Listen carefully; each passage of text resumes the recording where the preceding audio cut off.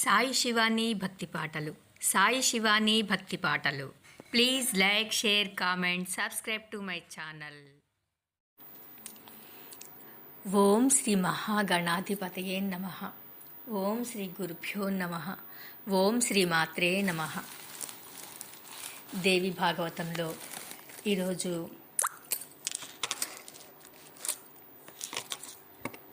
శ్రీమన్నారాయణుడి అవతార గాథలు తెలుసుకుందాము. సౌనకాది మహామునులారా, ఇప్పుడు మన జనమేజయుడికి మరొక కుతూహలం కలిగింది. భృగు మహర్షి శాపం వల్ల విష్ణుమూర్తి ఏ ఏ అవతారాలు ధరించాడు, ఏ మన్వంతరంలో ఏ కథ జరిగింది తెలుసుకోవాలి అనిపించింది. సవిస్తరంగా చెప్పమని అభ్యర్థించాడు. మా గురువుగారు కథక చక్రవర్తి కదా, శ్రద్ధగా అడిగి వినేవాళ్లు దొరకాలే గాని ఎంత అందంగానైనా చెబుతారాయే, ఎంతసేపైనా చెబుతారాయే చెప్పటం ప్రారంభించారు.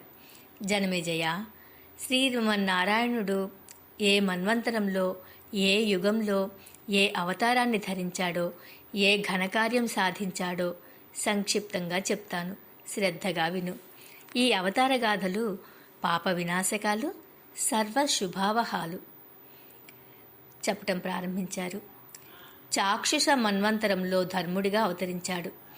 నరనారాయణులు ధర్ముడు కుమారులు. వారి వృత్తాంతం ఇంతకుముందే చెప్పాను గదా. రెండవదైన వైవస్వత మన్వంతరంలో అత్రిపుత్రుడై దత్తాత్రేయుడుగా అవతరించాడు. పతివ్రతామ తల్లి అనసూయాదేవి అత్రి మహర్షికి ధర్మపత్ని. ఆవిడ ప్రార్థన మేరకు త్రిమూర్తులు పుత్రులు అయ్యారు. బ్రహ్మదేవుడు చంద్రుడిగా వారికి జన్మించాడు. విష్ణుమూర్తి దత్తాత్రేయుడై ఆవిర్భవించాడు. రుద్రుడు దూర్వాసుడై ప్రభవించాడు. 4వ మన్వంతరంలో శ్రీహరి నరసింహరూపుడై అవతరించాడు. ఆ రూపం చూసి దేవతలు కూడా ఆశ్చర్యపోయారు. హిరణ్యకశిపుడిని సంహరించాడు. మధుసూదనుడు ఏ అవతారం ఎత్తినా దేవకార్య సిద్ధి కోసమే. ఉత్తమోత్తమమైన త్రేతాయుగంలో కశ్యప ప్రజాపతికి వామన రూపంలో అవతరించి చిరు వంచనతో రాజ్యం అపహరించి బలిచక్రవర్తిని పాతాళానికి పంపించాడు. 19వ త్రేతాయుగంలో జమదగ్నిసుతుడై పరశురాముడిగా అవతరించి క్షత్రియ సంహారం కావించాడు. సమస్త భూమిని స్వాధీనపరుచుకుని కశ్యపుడికి సమర్పించాడు. ఇదే యుగంలో రఘువంశాన దశరథాత్మజుడే రాముడిగా అవతరించాడు. 28వ ద్వాపర యుగంలో నరనారాయణులు అర్జున శ్రీకృష్ణులుగా ఆవిర్భవించారు. భూభారం తగ్గించడం కోసం కృష్ణార్జునులు అవతరించారు. కురుక్షేత్ర మహాసంగ్రామంలో భీషణ యుద్ధం చేశారు. ఇలా ప్రతి యుగంలోనూ శ్రీహరి ప్రకృతికి అనురూపంగా అవతారాలు ధరిస్తూనే ఉన్నాడు. ఈ అఖిల జగత్తు ప్రకృతికి వశం కదా.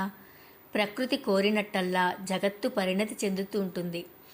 పురుష ప్రీతి కోసం ఆ ప్రకృతి ఈ అఖిల జగత్తును నిర్మిస్తుంది. ఆ పరమపురుషుడు దుర్జ్ఞేయుడు, నిరాలంబుడు, నిరాకారుడు, నిస్పృహుడు, పరాత్పరుడు, సర్వాది, సర్వగుడు, అవ్యయుడు, పరముడు, ఉపాధి సమాశ్రయణంతో అంటే శరీరధారణతో 3 మూర్తులుగా అంటే బ్రహ్మ, విష్ణు, మహేశ్వరులుగా ప్రకాశిస్తున్నాడు. ఆ పరాప్రకృతి కూడా ఉత్పత్తి కాలయోగంతో 3 రూపాలుగా భాసిస్తోంది. జగత్తును సృష్టిస్తోంది, పాలిస్తోంది, కల్పాంతంలో ఉపసంహరిస్తోంది. ఆ త్రిమూర్తులు ఈ త్రిమూర్తులతో కలిసి ఈ 3 పనులను నిర్వహిస్తున్నారు. తయా యుక్తో సృజత్ బ్రహ్మ విష్ణు పాతి తయాన్వితః రుద్రః సంహరతే కామం తయా సంగళిత శివః. జనమేజయ, ఇది మూలతత్వం, ఇది విధి తంత్రం. ఈ తంత్రంలో నియంత్రితులై ప్రాణులు ఈ సంసారంలో సుఖదుఖాలను అనుభవిస్తున్నారు. నరనారాయణులు అప్సరసలను అనుగ్రహించడం. వ్యాస మహర్షి బదరికాశ్రమంలో నరనారాయణులకు రంభాద్యప్సరసలతో సంభాషణ జరుగుతుండగా మనం వేరే కథలోకి వెళ్ళాం. ఆ అప్సరసలు నారాయణుడి దివ్యశక్తికి సమ్మోహితులై అతడిని వరించారు కదా. వివాహమాడి తమతో క్రీడించమని అతడు సృష్టించిన ఊర్వశిని 15,000 మంది దివ్యకాంతలను ఇంద్రలోకానికి తమ బదులుగా పంపించమని అభ్యర్థించారు కదా.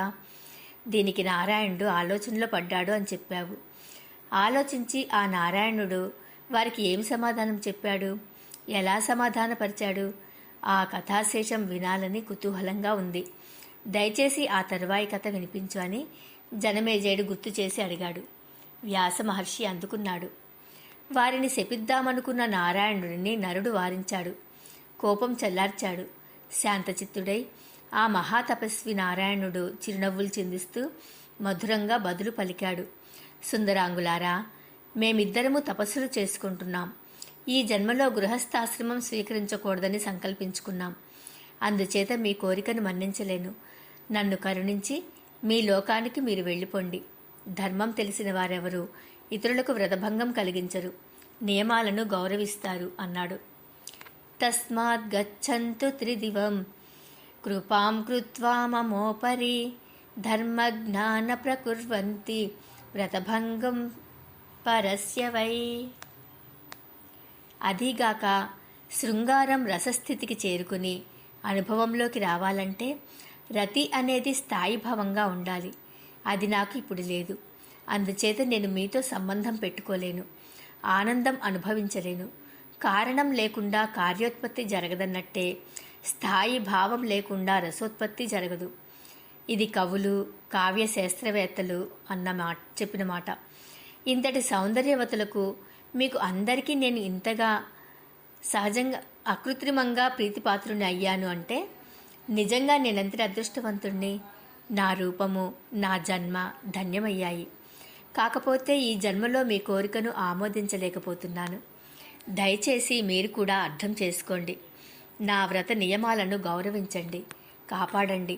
మరొక జన్మలో తప్పకుండా మీకు భర్తనవుతాను. విశాల నయనలారా, 28వ ద్వాపరంలో నేను దేవ కార్యార్థమై భూలోకంలో జన్మిస్తాను. అప్పుడు మీరంతా వేరే వేరే రాజకన్యలుగా జన్మించి నాకు ఇల్లాండ్రు అవుదురు గాని అందాక మీరు మీ దేవలోకంలో వేచి ఉండండి అన్నాడు. ఇలా చెప్పి నారాయణుడు వారినందరినీ సమాధానపరిచాడు. వారింక కాదనలేక తమ మన్మథ జ్వర తీవ్రతను ఉపశమింపజేసుకుని ఇంద్రలోకానికి తరలి వెళ్లారు. జరిగినదంతా పూసగుచ్చినట్టు దేవేంద్రుడికి తెలియజేశారు. అతడు నారాయణుడి మనోధైర్యాన్ని, తపశ్శక్తిని మెచ్చుకున్నాడు. తనకు బహూకరించిన ఊర్వశిని చూసి ఆశ్చర్యచకితుడయ్యాడు. ఏమిటి ఈ సౌందర్యం అనుకున్నాడు. అతడు సృష్టించి పంపిన 15,000 మంది వరాంగనలు ఇలాగే ఉన్నారు. అప్సరసలను మించిన సౌందర్యం. ఇంద్రుడు మురిసిపోయాడు. నరనారాయణుల పట్ల ప్రసన్నుడయ్యాడు. జనమేజయ, అటుపైని నరనారాయణుల తపస్సులకు ఇంద్రుడి వల్లనే కాదు, ఎవరి వల్ల ఏ విఘ్నము ఏర్పడలేదు. నిశ్చింతగా నిర్విఘ్నంగా తపస్సు చేసుకున్నారు. అనంతర కాలంలో ఈ ఇద్దరే అలనాటి భృగు శాపం కారణంగా కృష్ణార్జునులే అవతరించారు. భూభారాన్ని తొలగించారు. మహానుభావ వ్యాసమహర్షి, నువ్వు కృష్ణుడిని నారాయణుడు కృష్ణుడై అవతరించాడు. ఆ అవతార గాథ కథను పరిపూర్ణంగా నీ ముఖతః తెలుసుకోవాలని ఉంది. ఇందులో నాకు చాలా సందేహాలున్నాయి. ఆదిశేషుడు, ఆది నారాయణుడు, బలరామకృష్ణులే జన్మించారు కదా. మరి వీరి తల్లిదండ్రులు దేవకీ వసుదేవులు అన్ని కడగండ్లు అనుభవించారు. ఎందుకని? కాళ్లకు చేతులకు ఇనుప సంకెళ్లతో కంసుడి కారాగృహంలో అన్ని సంవత్సరాల పాటు బందీలే దుఃఖ సముద్రానికి అవతలి ఒడ్డు చూసేశారు. ఇలా ఎందుకు జరిగింది? కృష్ణుడు మధురలో పుట్టి గోకులంలో పెరగడమేమిటి? కంసుణ్ణి ఎలా సంహరించాడు? ద్వారకా వృత్తాంతం ఏమిటి? తరతరాలుగా తాతాతండ్రులకు నివాసమై సంపత్ సమృద్ధమైన సొంత నగరాన్ని విడిచిపెట్టి శ్రీకృష్ణుడు మరో చోటికి పారిపోవడం ఏమిటి? శ్రీ మహావిష్ణువు అవతరించిన వంశాన్ని ఒక బ్రాహ్మణుడు శపించడం ఏమిటి?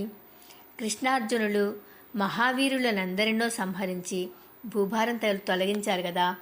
శ్రీకృష్ణుడి భార్యలను దొంగలు దోచుకుంటే అర్జునుడు ఏమీ చేయలేకపోయాడు. ఎందుకని?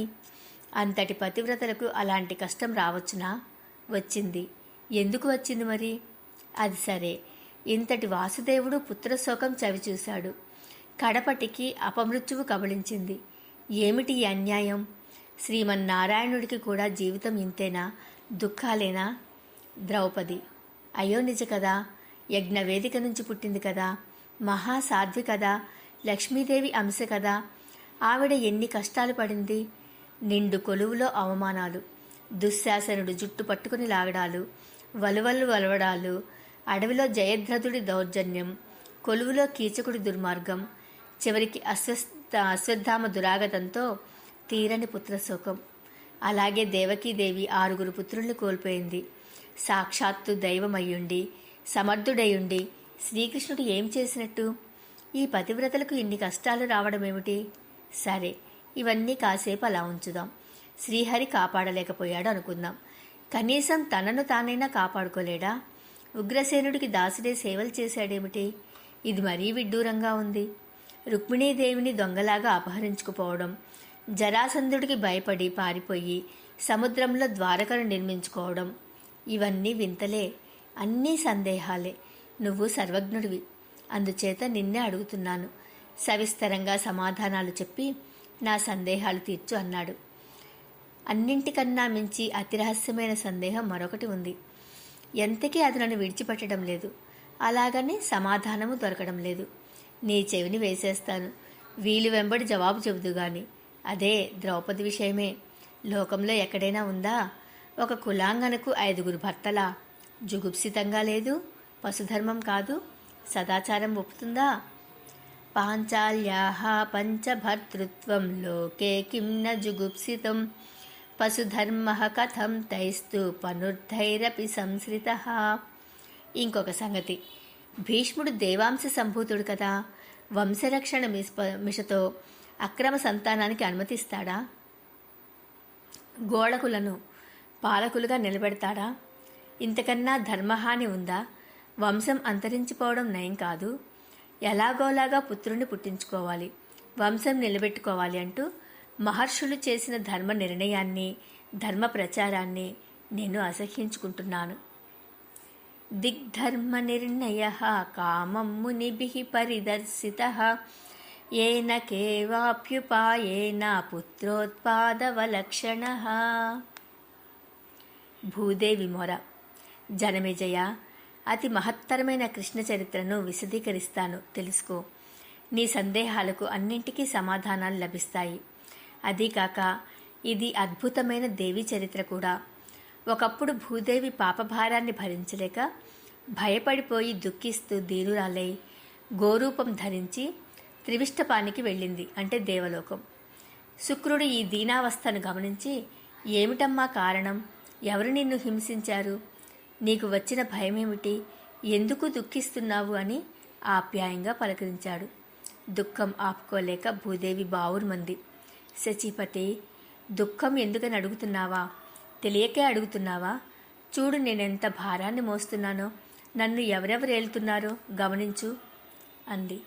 జరాసంధ, శిశుపాల, రుక్మి, కంస, నరక, శాల్వ, కేసి, ధేనుక, వత్సక ప్రభృతులు నాకు ఏలికలు. ముచ్చటగా చెప్పుకుందామంటే ఒక్కటంటే ఒకటి సద్గుణం లేనివారు, సర్వధర్మ విహీనులు, సకల దుర్గుణ విరాజితులు. వీళ్ళు పరస్పర విరోధులు, మదోన్మత్తులు, కాలరూపులు, పాపాచారులు. నిరంతరం ఒకరితో ఒకరు కలహించుకుంటూ నన్ను దారుణంగా హింసిస్తున్నారు. ఈ పాపభారాన్ని నేను మొయ్యలేను. ఏం చెయ్యాలో, ఎవరిని శరణు వేడాలో తోచక, ఆత్మీయుడవు కదా, నీ దగ్గర మొరపెట్టుకుందాం, ఏదైనా ఉపాయం చెప్తామని ఇలా వచ్చాను అన్నది. అలనాడు విష్ణుమూర్తి వరాహావతారం ధరించి నాకు చేసింది ఉపకారమే అనుకున్నాను. ఇప్పుడు అనిపిస్తోంది అది ఉపకారం కాదు, అపకారమే అని. చిన్న దుఃఖం నుంచి పెద్ద దుఃఖంలోకి తెచ్చిపడేసినట్టయింది. కశ్యపాత్మజుడు దుష్ట హిరణ్యాక్షుడు నన్ను లొంగచుట్టి మహాసముద్రంలోకి విసిరేస్తే శ్రీహరి వరాహ రూపం ధరించి హిరణ్యాక్షుణ్ణి సంహరించి తన బంగారు కోర మీద నన్ను తేల్చి తెచ్చి స్థిరంగా నిలబెట్టాడు కదా. అప్పటి నుంచి స్థిర అనే పేరు నాకు దక్కింది కదా. ఇప్పటి పరిస్థితి చూస్తే అది అపకారమే అనిపిస్తోంది. అలా చేసి ఉండకపోతే పాతాళంలో సుఖంగా ఉండేదాన్ని. ఈ పాపాత్ముల చేతుల్లో పడి ఇంత పీడ అనుభవించాల్సిన దుర్దశ ఉండేది కాదు. ఇంద్ర, ఈ దుష్టుల భారాన్ని నేనింక మొయ్యలేను. 28వ కలియుగం రాబోతోంది. ఈ పాపభారం ఇంకా పెరిగిపోతోంది. అప్పుడెలాగూ రసాతలానికి పోక తప్పదు. ఈలోగా ఈ దుఃఖ సముద్రం నుంచి నన్ను గట్టెక్కించు, భారం తొలగించు. నీ కాళ్ళు మొక్కుతాను అన్నది. తస్మాత్వం దేవదేవేశ దుఃఖరూపార్ణవస్య చ పారదో భవభారం మే హరపాదో నమామితే. ఇంత దయనీయంగా భూదేవి అభ్యర్థిస్తే ఇంద్రుడు చలించిపోయాడు. అమ్మా, నేనేం చేయగలను? నీ బాధ తీర్చలేను, ఆర్చలేను. బ్రహ్మదేవుడొక్కడే దీనికి సమర్థుడు. అతన్ని శరణు వేడు. నేను తోడు వస్తాను, పద. ఇదే నేను చేయగల ఉపకారం అన్నాడు. దేవతా పరివారంతో ఇంద్రుడు వెంటరాగా భూమాత సత్యలోకానికి వెళ్ళింది. చతుర్ముఖుడు స్వాగతం పలికి కుశల ప్రశ్నలు వేశాడు. పొంగి వస్తున్న దుఃఖాన్ని నిబ్బరించుకుంటూ కడకొంగుతో కళ్ళు ఒత్తుకుంటూ భూదేవి బదులు పలికింది. సరస్వతి వల్లభ, కలికాలం రాబోతుంది. చాలా భయంగా ఉంది. ప్రజలంతా పాపాచారులైపోతారు. పాలకులు దుర్మార్గులవుతారు. పరస్పర విరోధులవుతారు. రాక్షసులుగా మారిపోతారు. అన్ని దొంగ పనులే చేస్తారు. ఇప్పటికే ఈ లక్షణాలు ప్రస్ఫుటంగా కనబడుతున్నాయి. నాకు భారం పెరిగిపోయింది. మొయ్యలేకపోతున్నాను. ఒక్కొక్కరికి ఎంతెంత సైన్యమని ఈ రాజులను సైన్యాలను సంహరించి నాకు భారం వదిలించు. ఇందుకోసమే కోరి నీ దర్శనానికి వచ్చాను అన్నది. భూదేవి, ఇది నా వల్ల అయ్యే పని కాదు. జనార్దనుడే సమర్థుడు. పద, నేను వస్తాను. అతడిని అభ్యర్థించుకుందామని బ్రహ్మదేవుడు హంసవాహనంపై బయలుదేరాడు. అందరూ విష్ణు సదనం చేరుకున్నారు. ముందుగా చతుర్ముఖుడు శ్రీ మహావిష్ణువును స్తుతించాడు. సహస్రశీర్షా త్వమసి సహస్రాక్షః సహస్రపాత్ త్వం వేద పురుషః పూర్వం దేవదేవః సనాతనః. మధుసూదన, నువ్వు సహస్రశీర్షుడవు, సహస్రాక్షుడవు, సహస్రపాదుడవు, వేదపురుషుడవు, దేవదేవుడవు, సనాతనుడవు. భూత భవిష్యత్ వర్తమానాలన్నీ నీకు స్పష్టంగా తెలుసు. మాకందరికీ అమరత్వాన్ని ప్రసాదించింది నువ్వే. నువ్వు ఎంతటి మహిమాన్వితుడవో ఎవ్వరూ గ్రహించలేరు. జగత్కర్తవు నువ్వే, రక్షకుడవు నువ్వే, భక్షకుడవు నువ్వే, సర్వ జగత్తుకు ప్రభువు నువ్వు. విరించి ఇలా స్తుతించితే విష్ణుమూర్తి ప్రసన్నుడయ్యాడు. అందరికీ దర్శనం అనుగ్రహించాడు. స్వాగతం పలికాడు. ఏ పని మీద వచ్చారని ప్రశ్నించాడు. భూదేవి పక్షాన బ్రహ్మదేవుడు పలికాడు.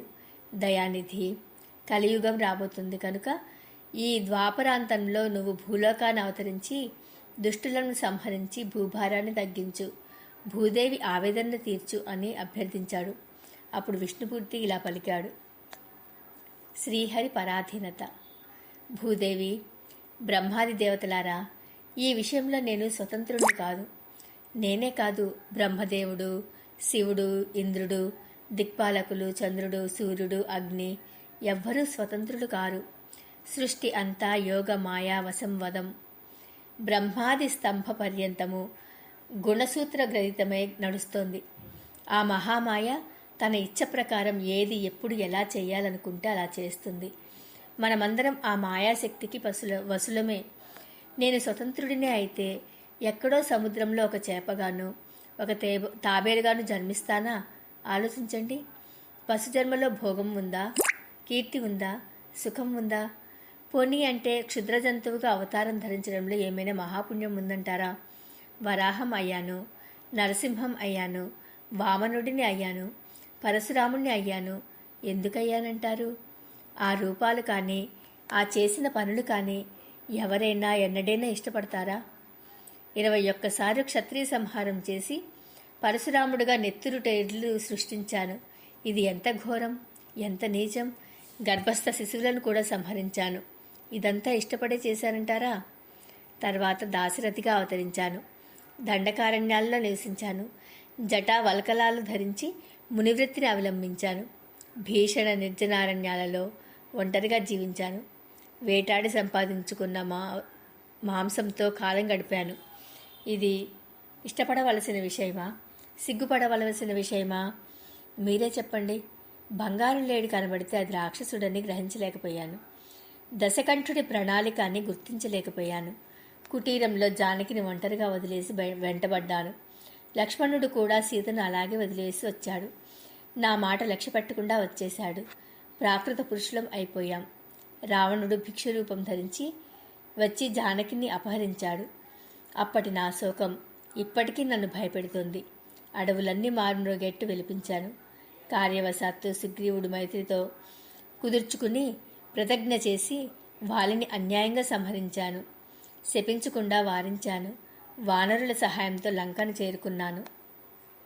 అన్యాయేన హతో వాలి శాపాశ్చైవ నివారితః సహాయాన్ వానరాన్ కృత్వా లంకాయాం చలితః పునః. నేను నా సోదరుడు నాగపాశబద్ధులమే మూర్చిపోయాం. ఇదేమిటని అందరూ ఆశ్చర్యపోయినవారే. అప్పుడు గరుత్మంతుడు దయతలిచి వచ్చాడు కనుక సరిపోయింది. నాగపాశ విముక్తులం అయ్యాము. అప్పుడు నేనెంత దిగులు పడ్డానో తెలుసా? దైవం ఇంకా ఏమేమి కష్టాలు కలిగిస్తుందో చూద్దాం అనిపించింది. రాజ్యం పోయింది. వనవాసం ప్రాప్తించింది. తండ్రి మరణించాడు. ప్రియ భార్య అపహరించబడింది.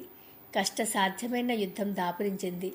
నిర్ధనుడనై, అసహాయుడనై, పాదచారినై భార్యతో కలిసి 14 ఏళ్లు గాఢారణ్యాలలో గడిపాను. క్షత్రియుడనై పుట్టి బోయవాడుగా జీవించాను. దైవం అనుకూలించి జయించాను. రావణుడు మరణించాడు. సీతను తెచ్చుకున్నాను. అయోధ్యను తిరిగి పొందాను. ఆ భోగాలు మాత్రమే ఎంతకాలం? లోకాపవాదానికి భయపడి సీతను అడవుల్లో వదిలేశాను. మళ్ళీ నా దుఃఖం నాదే. భార్య వియోగ దుఃఖం వద్దు, పగవారికైనా వద్దు. కడపటికి భూమిని చీల్చుకున్న సీత పాతాళానికి వెళ్ళిపోయింది. రామావతారంలో ఇన్ని రకాలుగా ఇంతింత దుఃఖం అనుభవించానంటే నేను స్వతంత్రుడినో పరతంత్రుడినో మీరే ఊహించండి. చతుర్వదన, నీకు తెలుసును గదా, నువ్వు, రుద్రుడు, ఇంద్రుడు అందరూ పరతంత్రులే. అందరం ఆ మహామాయకు అధీనులమే. దేవతలారా, మనమంతా మాయామోహితులమై ఈ తత్వాన్ని గ్రహించలేకపోతున్నాం. జగద్గురువును స్మరించలేకపోతున్నాం. సచ్చిదానందుడు, అవ్యయుడు, శాంతుడు అయిన పరమపురుషుడిని మర్చిపోతున్నాం. నేను విష్ణువుని, నేను విరించిని, నేను శివుడను అని అహంకరించి మోహితులమవుతున్నాం. అది సనాతనము, పరాత్పరము అయిన వస్తువుని తెలుసుకోలేకపోతున్నాం. ఇంద్రజాలికుడి చేతిలో కొయ్యబొమ్మల్లాగా నేను ఇంతే. ఎప్పుడు మాయామోహితుడినే ప్రవర్తిస్తుంటాను. యౌ మాయామోహితశ్చాహం సదా వర్తే పరాత్మనః పరనాందారు పాంచాలి మాయికస్య యథావసే. పద్మసంభవ, కల్పారంభంలో నువ్వు, నేను, శివుడు కలిసి వెళ్ళి క్షీరసముద్ర మధ్య భాగాన మణిద్వీపంలో, మందార తరుఛాయలో, రాసమండలంలో ఆ మహామాయను ఆదిపరాశక్తిని దర్శించాం కదా. సర్వకామప్రద అయిన ఆ శక్తిని అందరూ కలిసి స్తుతించండి, మనసుల్లో స్మరించండి. శ్రీ మహావిష్ణువు ఇలా సలహా ఇవ్వగానే బ్రహ్మాది దేవతలందరూ సకల భువనేశ్వరిని మనసారా స్మరించారు. ఆదిపరాశక్తి దర్శనం అనుగ్రహించింది. దేవతలంతా ముక్త కంఠంతో స్తుతించారు. ఊర్ణవాబాధ్యతా తంతుః విస్ఫులింగా విభావసోః తథా జగద్యతే తస్యా నిర్గతం తాం నతావనయం.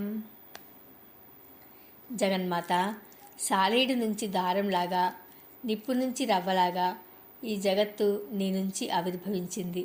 చరాచర జగత్తు అంతా నీ మాయాశక్తికి లోబడి ఉంటుంది. ఓ భువనేశ్వరి, ఓ కరుణా సముద్రమా, నీకివే వందనాలు. నిన్ను